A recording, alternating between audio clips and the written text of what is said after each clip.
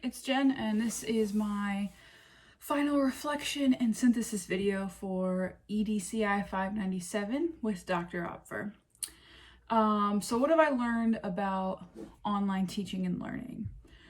I think the biggest surprise for me was how similar online teaching and learning can be to a traditional in-classroom setting. Especially those first days of school, because you want to establish the classroom norms for direct learning. You want to establish etiquette, like classroom etiquette, about being respectful to others. You want to establish some sort of weekly agenda and a daily schedule to go over. So that was the biggest thing that it took me by surprise a little bit, just because I thought online learning was going to be vastly different from a traditional classroom setting. What did I learn about myself as a teacher and learner? Wow, I learned a lot of things. So I think having done some clinical hours for Prince William County virtually, I've learned that talking to a Zoom call of students with their cameras off is very frustrating. It's kind of like talking into like a blank void. And I didn't realize how frustrating that could be, because I'm the type of person who typically, and like during this whole pandemic, unless I've been told to, I keep my camera off. So I was kind of able to see it from the other side a little bit. So now if I can, I'm gonna have my camera on for things. And I think I learned a lot of good tactics. So the different types of engagement, I didn't know there were actually 3 different kinds, behavioral, cognitive, and emotional. I think that was really interesting.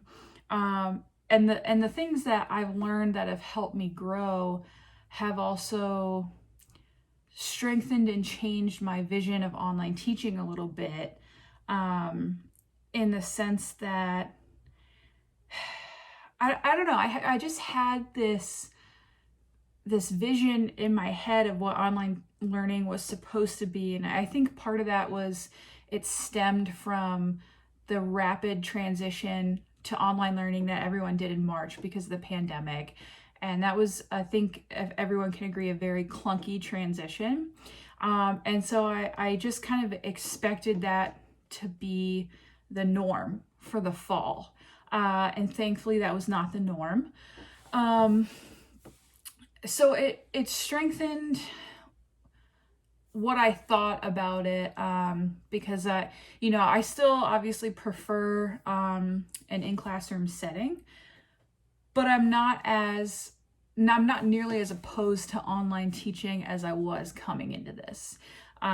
It's very possible to do and to do smoothly, and have it just be very prudent for everyone involved. Again, I would still prefer a classroom, but I definitely have a more positive outlook about online learning, and definitely more strategies that are able to help with that setting as well.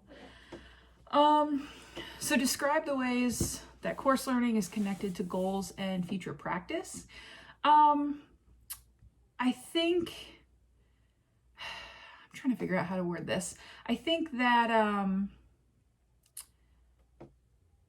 some of the things that we've learned, like, teacher clarity and teacher credibility, and just making sure instructions are clear, that's really helped, because you're also gonna, whether you're doing that in a virtual setting or a classroom setting, you want to be clear, you want to be credible, you want to be trustworthy, you want to have all these qualities as a teacher. And it's more difficult for those things to translate through a computer screen on a platform like Zoom than it is in a traditional classroom setting. And so I think that this semester has really helped me learn how to take that dynamism and make it come through a Zoom chat, and make that credibility come through a computer screen, which was really helpful. And I think that really helped me grow again, because I came into the fall semester with this kind of pessimistic view about online learning and online teaching. And it's gotten less pessimistic as the semester has gone on. And I think that the course content has played a huge role in helping shape that. And I think having done some clinical hours for another class has also helped that, because, you know, you can talk about something in a class until you're blue in the face, but you don't really see, like, you don't know if it translates into something that works. So I think actually being able to see it work in a virtual classroom has also really helped. And the biggest thing that I took away from this, from all of the course material and from the dialectical journals, I think the most important thing was just had to do with like checking on your students and mental health, because that's a big thing for the pandemic.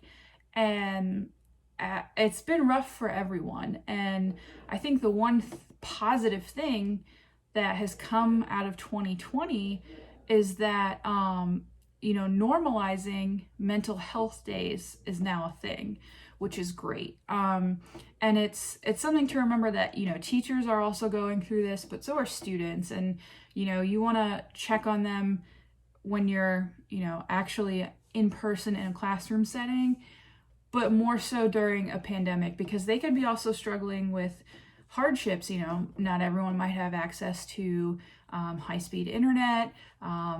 Not everyone is gonna be able to log in when they can, because they might have to help their family financially, or they might have other school-age siblings.